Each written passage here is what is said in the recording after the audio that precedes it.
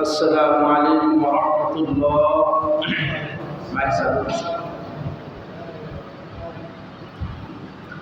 إن الحمد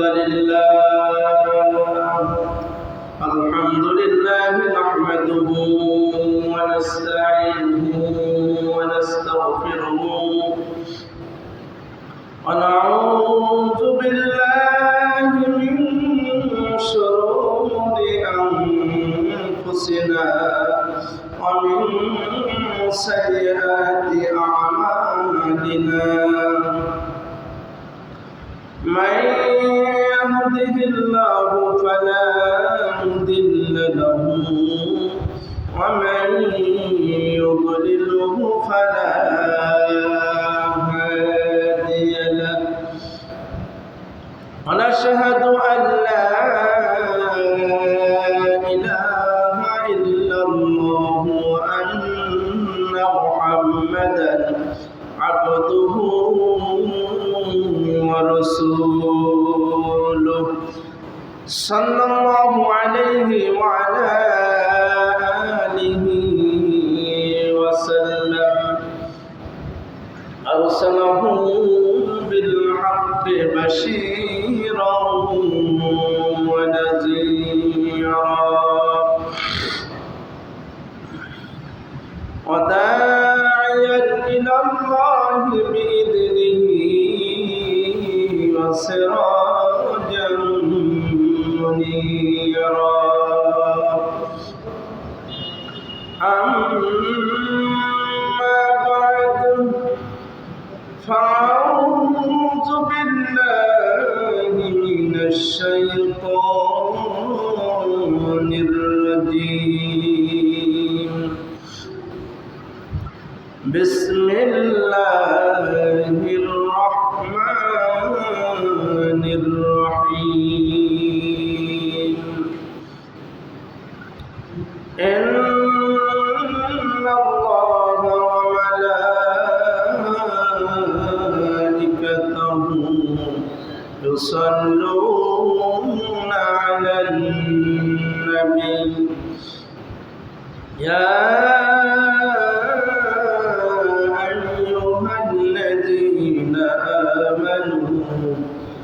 صلوا عليه وسلموا تسليما. اللهم صل على محمد وعلى آل محمد كما صليت على إبراهيم وعلى آل إبراهيم إنك حميد مجيد. اللهم بارك على محمد وعلى آل محمد كما باركت على إبراهيم وعلى آل إبراهيم إنك حميد مجيد.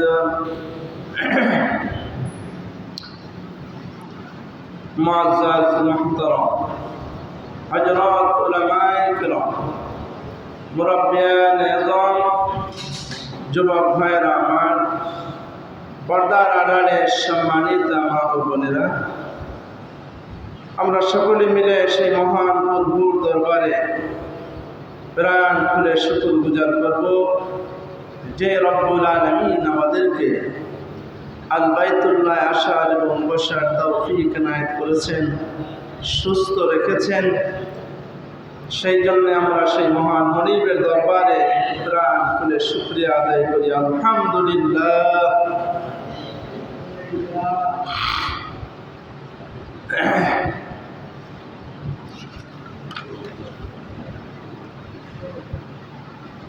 গত সপ্তাহে সালাত আদায়ের পদ্ধতি নিয়ে কথা বলেছিলাম।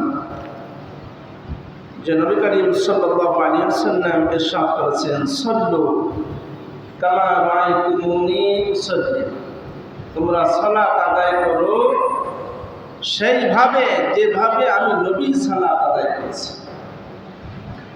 আমাদের হুবহু নবীর যেভাবে সালাত ছিল আমাদের ওইভাবেই সালাত আদায় করতে হবে, যেই সালাত আমাকে জান্নাতে নিয়ে যাবে। আর যদি সালাতটা নবীজির তরিকায় না হয় তাই সালাত বাতিল হয়ে যাবে। আমাদের সালাতের মধ্যে অনেক ত্রুটি রয়েছে। দুঃখজনক হলেও আমাদের বাংলাদেশে আমরা যে আমলগুলি করি ম্যাক্সিমাম আমল হচ্ছে বেশিরভাগ জয়ী, দুর্বল, জাল হাদিসের আলোচনা, কোনোটা হাদিসই নাই, এভাবে আলোচনা আমরা আমল করছি।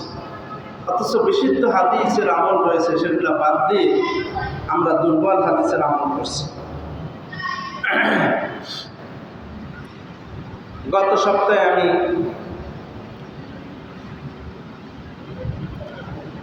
সূত্রা পর্যন্ত আলোচনা করেছিলাম। আজকে তারপর থেকে আলোচনা শুরু হবে। আমরা যখন নামাজে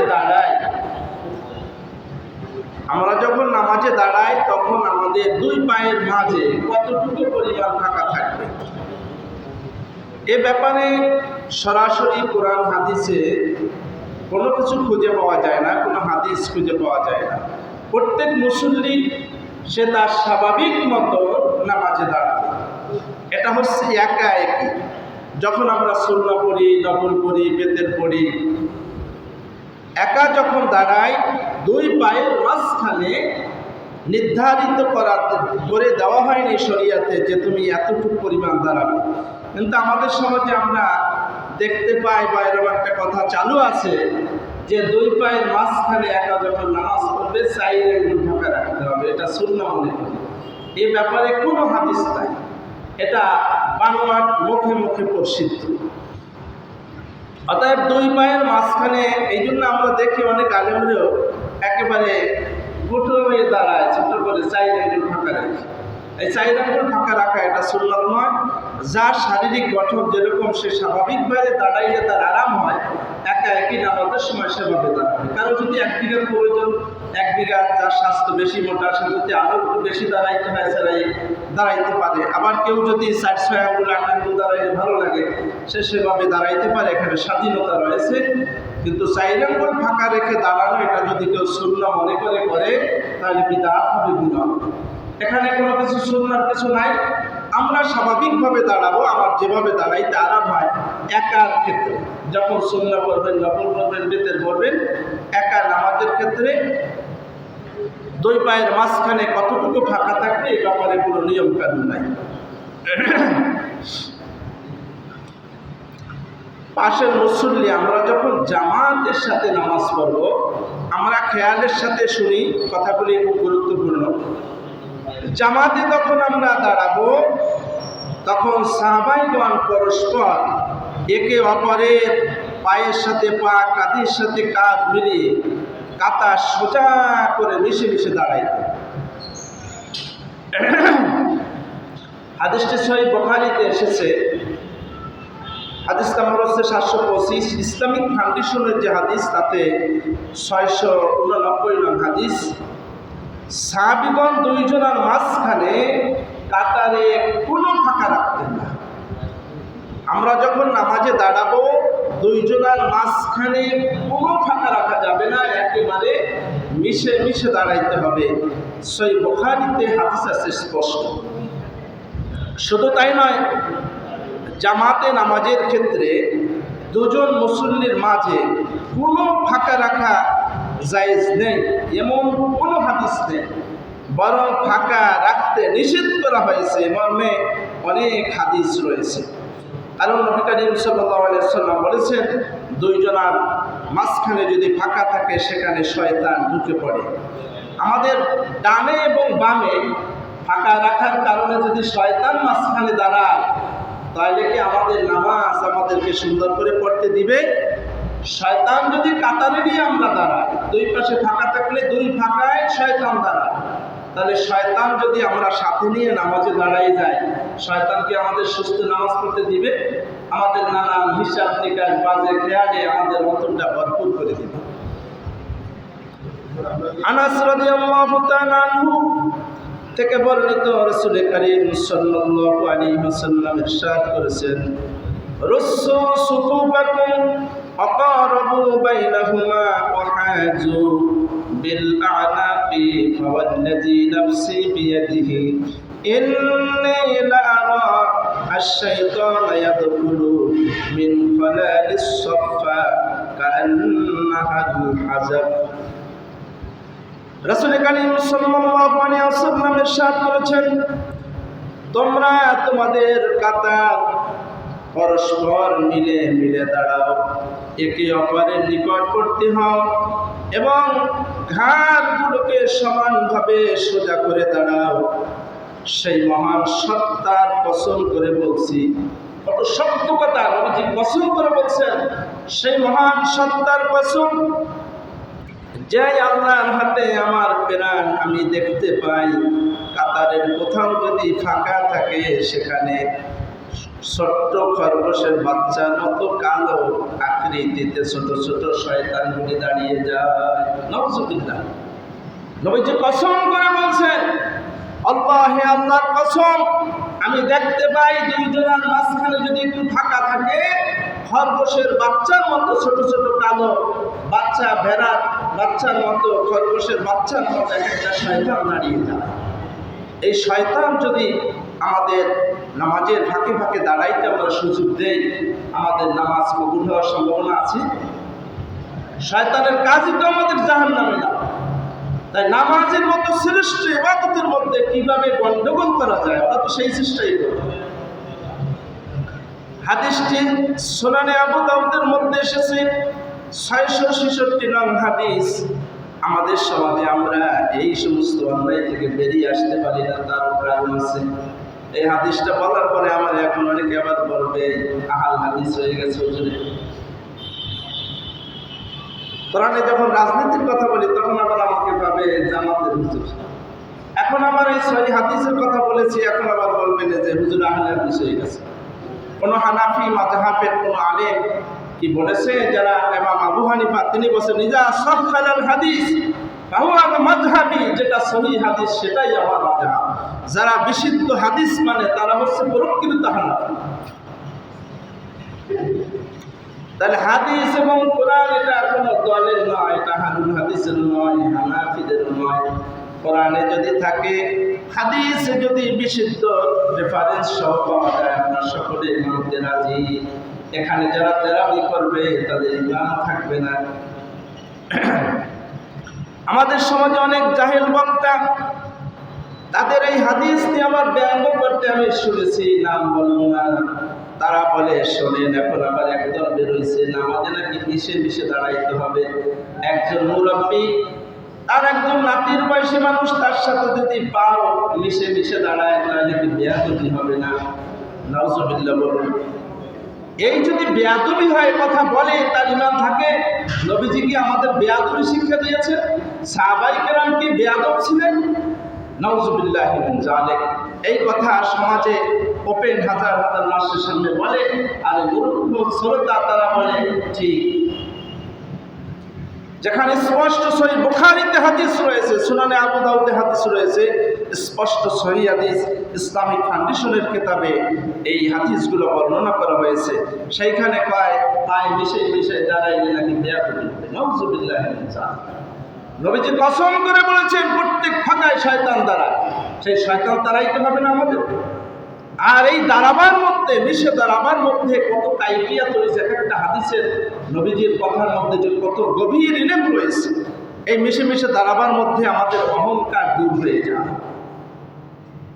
মসজিদে যখন এসেছি আমরা সবাই এখন আল্লাহর গোলাম।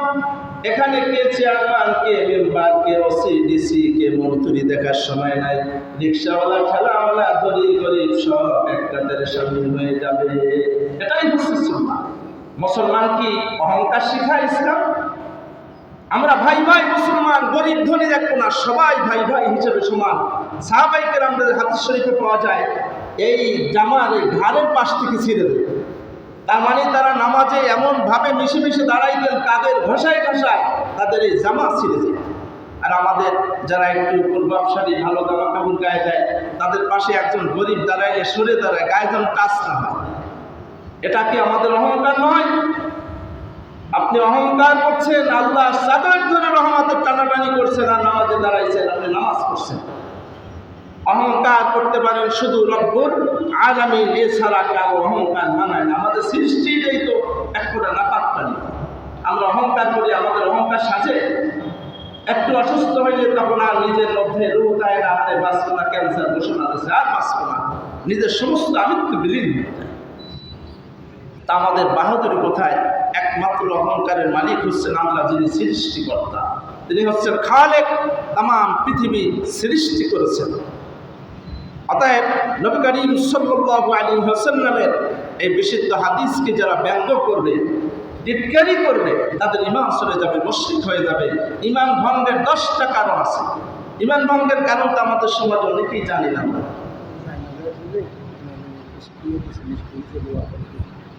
ঠিক আছে,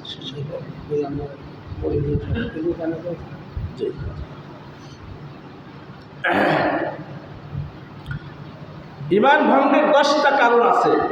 তার মধ্যে একটা কারণ হচ্ছে, যদি কোনো ব্যক্তি নবীজির হাদিসকে নিয়ে ক্রিটিসাইজ করে, উচ্চ তাচ্ছিল্য করে, তাহলে তার ঈমান থাকবে না। যেমন মনে করুন, একজন আর স্ত্রী, তার স্বামী দাড়ি রেখেছে বলে, এখন আধুনিক মেয়ে আছে না যারা কয় তোমার মুরব্বী মুরব্বী লাগে, দাড়িটা কাটলে ভালো হয়, এরকম আছে না? অনেক মেয়েরা এখন দাড়ি পছন্দ করে না। যদি এই দাড়ি অপছন্দ করে, মুসলমানের সন্তান তার ঈমান থাকবে।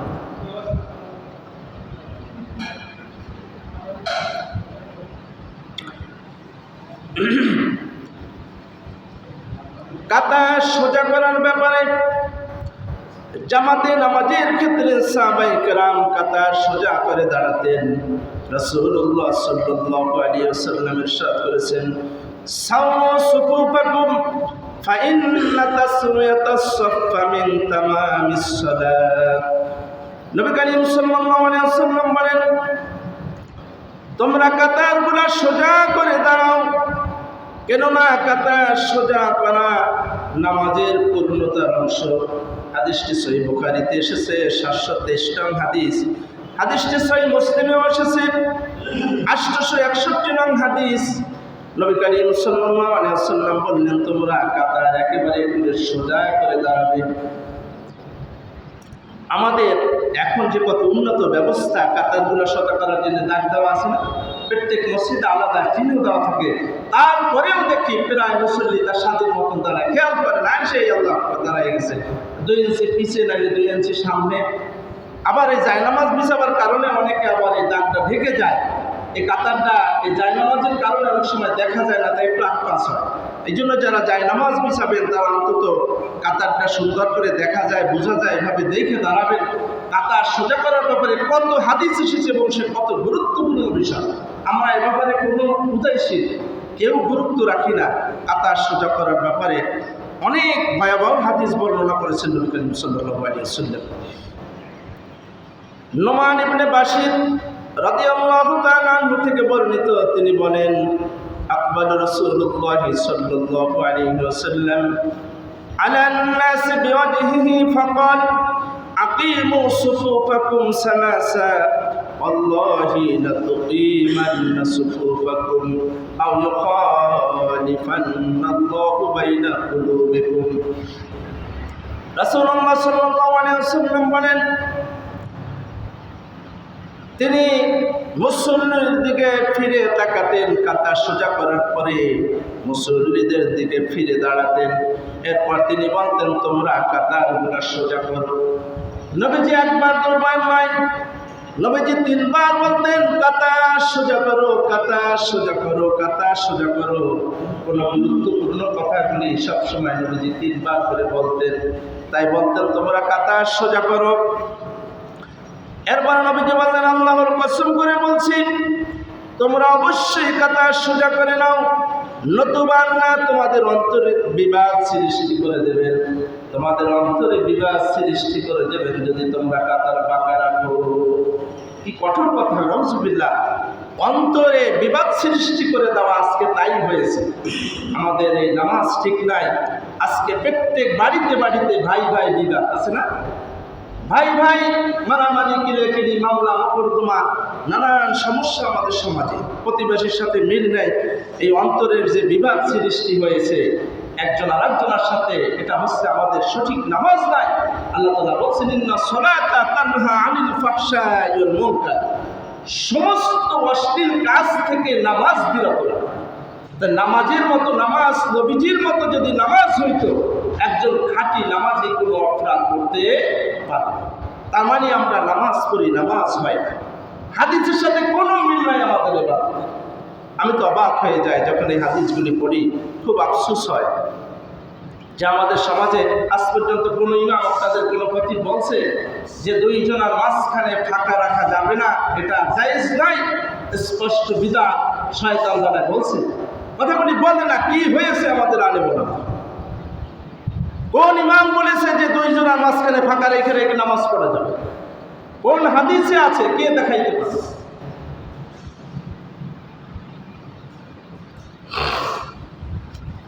শুধু তাই নয়, নবীজি বলেছেন তোমাদের অন্তরকরণ অন্তরে বিবাদ সৃষ্টি করে দেবে। হাদিসটি সুনানে আবু দাউদে এসেছে। তিনি আরো বললেন, কাতার বাঁকা করলে ওই মুসল্লির অন্তরকে আল্লাহ বাঁকা করে দিবে। কত কঠিন কথা! অন্তরকে বাঁকা করে দিবে। এর আগে বললেন বিবাদ সৃষ্টি করে দেবে। আর যে কাতার বাঁকা করবে, যার দ্বারা বাঁকা হবে, তার অন্তরকে আল্লাহ বক্র করে দিবে।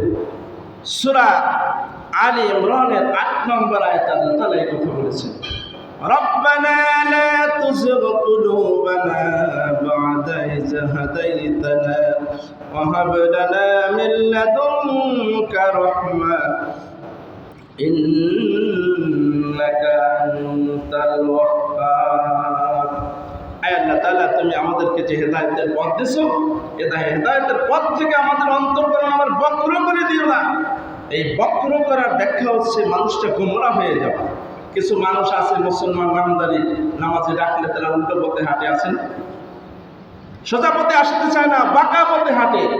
এর অন্তরকরণ আল্লাহ বক্র করে দিয়েছে। এই জুমায় অনেক মানুষ আসবে না, এলাকায় এমন মুসলমান আছে না? তার মানে এদের অন্তর বক্র হয়ে গেছে, নসিব খারাপ হয়ে গেছে। এই জন্য আল্লাহ তাআলা বলছেন, তোমরা আমার কাছে বেশি বেশি দোয়া করো এই আয়াত দিয়ে, যে আল্লাহ তুমি আমার অন্তরকরণকে বক্র করে দিও। নবী করিম সাল্লাল্লাহু আলাইহি ওয়াসাল্লাম একদিন ময়দানে একটা দাগ দিলেন, সোজা লম্বা একটা দাগ দিলেন। দাগ দিয়ে দুই সাইডে আবার অনেকগুলো দাগ দিলেন। এরপরে নবীজি বললেন, ও সাহাবীরা, দেখো এই যে সোজা দাগটা দিছি, এটা হচ্ছে সিরাতুল মুস্তাকিমের পথ। আর এই দুই পাশে যতগুলি রেখা টেনেছি বাঁকা বাঁকা পথ, এগুলো হচ্ছে সব বক্র পথ, জাহান্নামের পথ।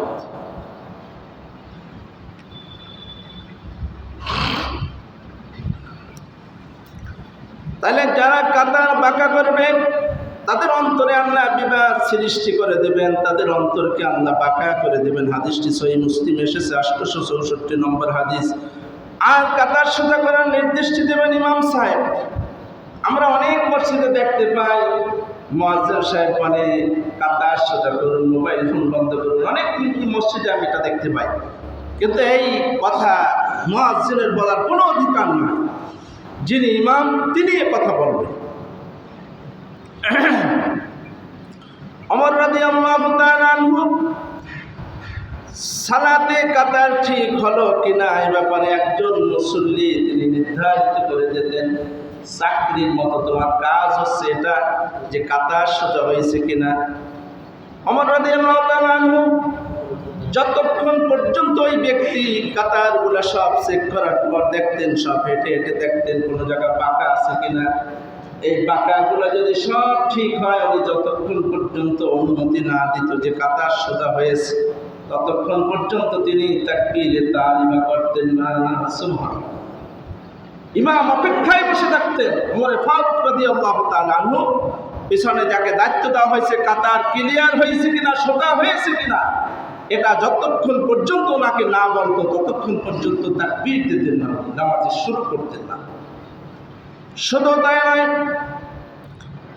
কাতার সোজা না করলে ওমর ফারুক রাদিয়াল্লাহু তাআলা আনহু, বেলাল রাদিয়াল্লাহু তাআলা আনহু ওই মুসল্লিদের পায়ে ব্যাট দিয়ে আঘাত করতেন। আমরা হেঁটে হেঁটে দেখতেন যার ধারা কাতার বাঁকা হয়েছে তাকে ব্যাট দিয়ে ছোট্ট করে বাড়ি দিতেন। কাতার বাঁকা হলো কেন? এত গুরুত্বপূর্ণ বিষয় কাতার সোজা হবে। কাতার যার সোজা হবে না, যার দ্বারা ব্যাখ্যা হবে, তার নামাজ পরিপূর্ণ হবে না। এই জন্য আমাদের অবশ্যই কাতারের জন্য আমাদের যথেষ্ট কেয়ারফুল হওয়া লাগবে। আমার দ্বারা যদি কাতার বাঁকা হয় আমি অনেক ক্ষতিগ্রস্ত হয়ে যাব। কিন্তু আমরা এই অনুভূতি আমাদের নেই, আমাদের এই গুরুত্বটা নেই। এটা হচ্ছে বড় সমস্যা। এই মনসাইডে দাঁড়াইলাম না, মনসাইডে না দাঁড়াইলাম, পিছিয়ে আগে সামনে, নামাজের মধ্যে আবার আগে দিয়ে আস্তে আস্তে আগায়। এরকমের অনেক মুসল্লি দেখছি আস্তে আস্তে সামনে আগায় যায়।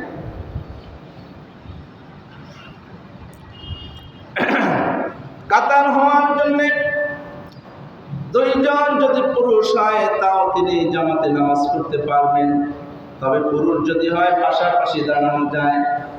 আর যদি মহিলা মুসল্লি হয়, স্বামী স্ত্রী মনে করেন বাসায় বসে নামাজ পড়বে, নারীদেরকে সরাসরি পাশে দিয়ে নামাজ পড়া যাবে না। মুসল্লি স্ত্রী, স্বামী ইমাম, তাহলে স্বামী সামনের কাতারে যায় নামাজে থাকবে, স্ত্রী পিছের যায় নামাজে সোজা সোজা পিছনে থাকবে। কারণ স্ত্রী পাশে বসলে তার হাতটা চোখের নজরে আসলে ওই দিকে খেয়াল যেতে পারে। এই জন্য স্ত্রী পিছনে থাকবে, স্বামী সামনে থাকবে। আর পুরুষ হইলে পাশাপাশি নামাজ পড়তে পারবে জামাতে।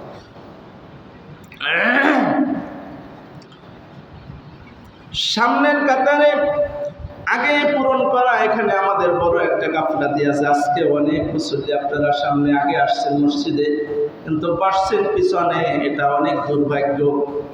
সামনের কাতারে এত সওয়াব বেশি। নবীজি বলেছেন মানুষ যদি জানতো প্রথম কাতারে যে সওয়াব, তাহলে ওখানে বসার জন্য প্রতিযোগিতা করত, 12টা থেকে এসে বসে থাকতো। আগে মসজিদে এসেও তারা পিছনে বসে। আপনি কার জন্য সামনের কাতারটা রেখে দিলেন? আপনি কেন আরেকজনের সুযোগ করে দিলেন বেশি সওয়াবের আশায়? আপনি সামনে কেন বসবেন না? আমরা কি দুনিয়ার কারণে টাকা একটু বেশি দিতে চাই? কেউ যদি 500 টাকা চায় তাকে 1000 টাকা কেউ দিতে চাই? দুনিয়ার লাভটা তো ভালো বুঝি, আখিরাতের লাভের আমাদের গুরুত্ব কোথায়? স্থায়ী জিন্দেগি 100 কোটি কোটি হাজার হাজার বছর থাকা লাগবে, সেইখানের জন্য আমাদের গুরুত্ব নেই। 2 দিনের দুনিয়ার জন্য আমাদের অনেক গুরুত্ব। এই জন্য সামনে আখিরাতে যে যত বেশি নেকি হবে সেই তো তত দামি হবে, জান্নাতে যেতে পারবে। অতএব আমি কেন সামনে এসে পিছিয়ে বসলাম? যে সামনে আসবেন সেই সামনে বসবেন। মসজিদে স্পেশালি কারো জায়গা দখল করা নেই যে অমুকে এখানে বসে নেতা মানুষ, এখানে আমি তো বসতে পারি না, এরকম কোনো সুযোগ সুবিধা নাই। একজন ভিক্ষুকও যদি সামনে জায়গা পায় সে সামনে বসে পড়বে। এটাই হচ্ছে ইসলামের নির্দেশ। অনেকে আমরা এই দরজায় পথে বসে, সামনে জায়গা ফাঁকা, তা এখন ওই লোকগুলা সামনে আসতেও অনেক সময় ডিস্টার্ব হয়। এই তো দেখবেন আর কিছু সময় দুয়ারদারে লোকজন বসে যায়। এটা নবী করিম সাল্লাল্লাহু আলাইহি ওয়াসাল্লাম নিষেধ করেছেন। প্রথম সারি পূরণ হবে, দ্বিতীয় সারি পূরণ হবে, এভাবে পিছনে যাবে। আবার সমাজে কিছু দেখা যায় নেতা মানুষ আসছে সবার শেষে, আবার ওই সবাইকে ঠেলতে ঠেলতে ফাঁক করতে করতে সামনে আসে, এরকম আছে না? এই সমস্ত নেতাগিরি মসজিদে চলবে না। রাসূলুল্লাহ সাল্লাল্লাহু আলাইহি ওয়াসাল্লাম কঠোরভাবে নিষেধ করেছেন মানুষের ঘাট ভেঙ্গিয়ে সামনে যাওয়া। কে অনুমতি দিয়েছে তোমাকে? নবী করিম সাল্লাল্লাহু আলাইহি ওয়াসাল্লাম এভাবে নিষেধ করেছেন। সে যত বড় চেয়ারম্যান হোক, যেখানে জায়গা পেয়েছে ওইখানেই তার বসতে হবে। সামনে আসার কোনো অনুমতি ইসলামে নাই। এবার আমরা ইকামত সম্পর্কে জানব। একামত, আজান এবং একামতের শব্দগুলা দুইবার একই রকম। তবে শহরে মাআলিন আশার কিতাবের মধ্যে এসেছে 764 নং হাদিস যে জোড়ায় জোড়ায় একামত দেওয়া আজানের মতো এটাও জায়েজ, এবং বেজোর সংখ্যায় একামত বলা এটাও জায়েজ। সহিহ বুখারীতে এসেছে। নবী করিম সাল্লাল্লাহু আলাইহি ওয়াসাল্লাম বলেছেন, সহিহ বুখারীতে 605 নম্বর হাদিস, 607 নম্বর হাদিস, আপনারা একামত অধ্যায়ে খুঁজতে পাবেন। নবী করিম সাল্লাল্লাহু আলাইহি ওয়াসাল্লাম বলেছেন, তোমরা বেজোর সংখ্যায় একামত দিবে। বেজর সংখ্যা, আমরা তো এগুলো করি না, একটা হাদিসেরই আমল করি। এই যে আমাদের বাংলাদেশে আমাদের আর একটা দুর্ভাগ্য, সব আমলগুলো আমরা একটা করি, কিন্তু এক একটা আমল নবীজি একাধিক স্টাইলে করেছে, আর একাধিকভাবে করাই তো সুন্নাহ। সব হাদিসগুলোর আমল করলে সব বেশি হবে না। নবীজি আমরা বেতের পড়ি 12 মাস 3 রেখাত, তাই না? নবীজি 1 রেখাত করেছেন, 3 রেখাত করেছেন, 5 রেখাত করেছেন, 7 রেখাত করেছেন, 9 রেখাত করেছেন। 2 রেখাত পরে শেষে সালাম ফিরে 1 রেখাত পরে পড়বে, সব বিতির হয়ে যাবে। অথচ আমরা ওই 1 রেখাত একটাই নিয়ে পড়ে আছি। সব বুখারীতে হাদিস আসছে স্পষ্ট, 1 রেখাত পড়ার পক্ষে 4টে হাদিস আসছে, সব সহিহ হাদিস। এবং 1 রেখাতের পক্ষে এরকম একটা হাদিস বর্ণনা করেছেন নবীজি যে আল্লাহ হচ্ছেন ওয়াহিদ এক, আর আল্লাহর এক বেশি পছন্দ, তাই 1 রেখাত নামাজ আল্লাহর বেশি পছন্দ। আর আমাদের জাহেল সমাজ অনেক হুজুরে কয় 1 রেখাত কোনো নামাজ। আল্লাহ পাক হেদায়েত দান করুন। পড়াশোনাও করবে না, একজনের বললে তো জানারও চেষ্টা করবে না, কোনটা হিকমত? এই একটু আগে আমার এই চাচায় বলেছে যে সেদিনকে এক দোকানে বসেছি, সমালোচনা হয়েছে। কি সমালোচনা হয়েছে? যে আপনাদের আজান, দ্বিতীয় আজানটা মাইকে দেওয়া হয়, এটা নাকি জায়েজ নাই, অনেক ফতোয়া দিয়ে দিচ্ছে। আচ্ছা, আপনারা একটু জবাব দেন, হাদিসটা দিচ্ছে আপনি আপনার বিভাগ দিয়ে একটু উত্তর দেন। আজান মানে হচ্ছে অ্যানাউন্সমেন্ট, মানুষকে ডাকা, তাই না? আজান দেওয়ার মানে কি? মানুষকে ডাকা, তাই না? ইমাম সাহেবের মুখের সামনে যদি মুয়াজ্জিন আজান দেয়, খতিব সাহেবের মুখে, আমরা সবাই উপস্থিত না, তা আমাদের এই আজান শুনেই লাভ কি? আজান অর্থ তো ডাকা। তাহলে আমি তো উপস্থিত, আমার হাইয়া আলাস সালাত কই লাভটা। এটা হচ্ছে অনেক মানুষ জানার ব্যস্ততায় ভুলে গেছে, আশেপাশে আছে বা তারা অপেক্ষা করছে একটু পরে যাও, হয়তো নামাজের টাইম এসে খেয়ালও নেই, এরকম হয় না? তখন এই দ্বিতীয় আজানটা যখন মাইকে দেওয়া হবে, তখন তারা এই আওয়াজ শুনে বুঝবে যে দ্বিতীয় আজান হচ্ছে, তার মানে নামাজ খুব কাছাকাছি, দৌড় দেওয়া। তারা দৌড়েই এই নামাজ পড়বে, নামাজ ফেল করবে। আরব আমিরাতের সমস্ত রাষ্ট্রে এই আজান, দ্বিতীয় আজান মাইকে দেওয়া হয়। আমাদের বাংলাদেশে এটা স্পষ্ট সহিহ হাদিসে রয়েছে, অথচ এটা আমাদের দেশে নিয়মে নাই। এই জন্য নিয়ম তো কোরআন সুন্নাহ, যদি কোরআন সুন্নাহ থাকে আমরা মানতে বাধ্য। আর এটার ব্যাপারে যারা বিদ্রোহী করবে, তারা আবু জাহেলের সঙ্গে তার হাসন নাসন। তাহলে বেজর সংখ্যা একামতের সিস্টেমটা হচ্ছে আল্লাহু আকবার, আল্লাহু আকবার 2 বার হবে। হাইয়া আলাস সালাহ, না, আশহাদু আল্লা ইলাহা ইল্লাল্লাহ, আশহাদু আন্না মুহাম্মাদুর রাসূলুল্লাহ, হাইয়া আলাস সালাহ, হাইয়া আলাল ফালাহ, কদ কামাতিস সালাহ 2 বার হবে। কদ কামাতিস সালাহ, কদ কামাতিস সালাহ, আল্লাহু আকবার, আল্লাহু আকবার, লা ইলাহা ইল্লাল্লাহ। এই একামতের জোরদার অনেক বেশি, কারণ এটা আসছে সহিহ বুখারীতে, হাদিস নাম্বার হচ্ছে 605, 607 নম্বর হাদিসে। আর আমরা যে জোর সংখ্যায় দেই, সেটা হচ্ছে শহরে মাআলিন আশার কিতাবে 764 পৃষ্ঠা। সে হাদিসও মোটামুটি আমলযোগ্য, অসুবিধা না, সেটাও করা যায়। তবে সহিহ বুখারীর যে হাদিসগুলো, এটা হচ্ছে সবচাইতে বিশুদ্ধ হাদিস। 24 ক্যারেট সোনা যেরকম খাঁটি, বুখারীর হাদিসগুলো ঠিক ওরকম চমৎকার বাছাইকৃত হাদিস। লক্ষ লক্ষ হাদিসের মধ্যে ইমাম বুখারী রাহিমাহুল্লাহ, তিনি তার উস্তাদ, উনি যখন পড়াশোনা করে খুব বড় আলেম হয়েছিল, খুব মেধাবী, তখন ইমাম বুখারীকে ওনার উস্তাদ বললেন, আমাদের জীবনে তো সম্ভব হয় না, মানুষ কোনটা সহি কোনটা বেসহি এটা কীভাবে বুঝবে? তা তোমাকে একটা কথা বলি, এই হাদিসগুলোর মধ্যে যেগুলো সবচাইতে পিওর হাদিস, বিশুদ্ধ হাদিস, মানুষ যেন সহজে আমল করতে পারে, এই জন্য তোমরা এটা একত্রিত করতে পারলে ভালো হয়। একটা কিতাব বানাও যে হাদিসগুলো নিয়ে কোনো সন্দেহ নাই, একটা সবচাইতে বিশুদ্ধ, এটা একটা কিতাবের মধ্যে। লক্ষ লক্ষ হাদিসের মধ্যে মাত্র 7064 না 65টা হাদিস মাত্র উনি বের করেছেন। এই হাদিসগুলা এক একটা হাদিসের পিছনে 4 জন 5 জন 10 জন রাবী আছে, সাক্ষী, বড় বড় সাহাবীরা। সন্দেহ এই হাদিস নিয়ে আজ পর্যন্ত কেউ বলতে পারে না যে এই হাদিসটা সঠিক নয়। অথচ এই বুখারীর আমলগুলা বললে আমাদের সমাজ বুঝে না, এরা ওই জাল জয়ীফের আমল করে। আমাদের সমাজে প্রত্যেক মসজিদে মসজিদে সকালবেলা হাসরের দিনে আয়াত পড়ানো হয়, আছে না? এটা ছোটবেলা থেকে দেখে আসছি, এখনো পড়ায়, হাসরের দিনে আয়াত পড়া হয়। এই হাসরের দিন আয়াত কোরআনের আয়াত তিলাওয়াত করলে এমনি সওয়াব হবে, কিন্তু সে ব্যাপারে যে ফজিলত বলা হয় ৭০,০০০ ফেরেশতা দোয়া করবে, তারপরে মরলে আপনার শহীদি দরজা দেওয়া হবে, এ ব্যাপারে কোনো সহিহ হাদিস নাই। একটা জয়ীফ হাদিস আছে তা বলছে।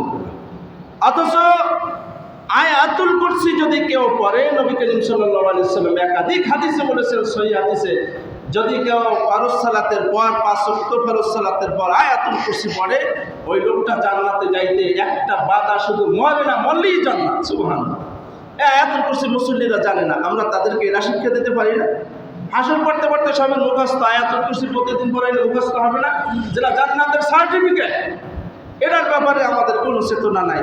আমরা আছি ওই যেটা জয়ীফ, যার কোনো ভ্যালু নাই, সেটা নিয়ে আমরা দাবা করতেছি। জয়ীফ হাদিস সেটা একেবারে দুর্বল হাদিস। যেখানে সহিহ হাদিসের আমল আছে সেখানে জয়ীফ আমরা আমল করতে যাব। আমরা বাজারে গেলে ভালো মাছ পাইলে কেউ কি পচা মাছ কিনি? তাহলে ভালোটা তো দুনিয়ার ক্ষেত্রে সর্বক্ষেত্রে আমরা বুঝি। কেউ পচা ফল কেনে, দাগি ফল কেউ কেনে, আমরা ভালো ফলটা কিনি। তা দাগিটা কেন নিতে চান?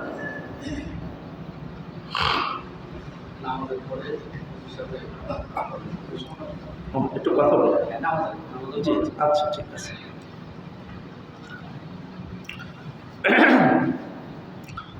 তা একামত দুই প্রকার, একটা হলো জোর সংখ্যায় আর একটা হলো বেজোর সংখ্যায়। আমরা মাঝে মাঝে বেজোর সংখ্যায় একামত দিব, আর জোর সংখ্যায় দেবো, তাহলে দুইটা হাদিসের আমল হবে। বেজোর সংখ্যায় একামত দেওয়ার হাদিস আরও বেশি জোরদার, এটা আমল করলে বেশি ফায়দা হবে। অতএব আমরা দুইটাই করার চেষ্টা করব। একামতের পর ইমাম সাহেব ডানে বামে তাকিয়ে কাতার সোজা করার নির্দেশ দিবেন। এটা অনুদূরদের সুরে চলবে না। অনেক জায়গায় মনে করে ছোট ইমাম, বয়স কম, তাই মুরব্বীরা আছে তাদেরকে আমরা কেন হুকুম করি কাতার সোজা করুন, আদেশমূলক হয়ে যায়। তারপরে তারা কি বলে, আমরা কাতার সোজা করি, এভাবে বলে।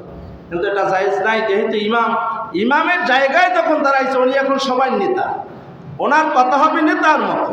তা উনি স্পষ্ট ভাষায় বলবেন যে আপনারা সবাই কাতার সোজা করুন, এই নির্দেশ দিবেন। এবং তিনি ইমাম হিসেবে, এটাই হাদিসের মর্ম, সবসময় শক্ত ভাষায় বলবেন কাতার সোজার ব্যাপারে। তারপরে কাতারে ফাঁকা আছে কিনা এটা বন্ধ করার ব্যাপারে ইমাম সাহেব বলবেন। এটা একামতের পরে আমাদের দেশে বলে, কিন্তু আগে বলে। কিন্তু মূলত সুন্নাহ হচ্ছে একামতের শেষে ইমাম সাহেব মুসল্লিদের দিকে ফিরে কড়াভাবে বলবে কাতার সোজা করুন, 3 বার নির্দেশ দিবেন, সব সোজা করুন। এরপরে উনি নামাজ শুরু করবেন। নিয়তের ব্যাপার, টাইম কত কি হয়েছে আমি দেখতেছি না, 20 বাইতে গেছে। তার সামনে আগানো যাবে না। আজকে এ পর্যন্তই সমাপ্ত করছি। আল্লাহ পাক আমাদের এই কথাগুলি বোঝার তৌফিক দান করুক। আজকে 2-3টা টপিক নিয়ে কথা বলছি। একটা হলো আমরা যখন কাতারে দাঁড়াবো, 2 কাতারের মাঝখানে কোনো ফাঁকা দিব না। এটা বিশুদ্ধ হাদিস দ্বারা প্রমাণিত, এবং নবীজি বারবার শক্তভাবে বলেছেন যারা কাতারে ফাঁকা দিবে তাদের অন্তর্করণ বক্র করে দিবেন, আল্লাহ তাদের অন্তরে বিবাদ সৃষ্টি করে দিবেন। এবং কাতারের ফাঁকে ফাঁকা থাকলে প্রত্যেক ফাঁকা একটা শয়তান থাকে।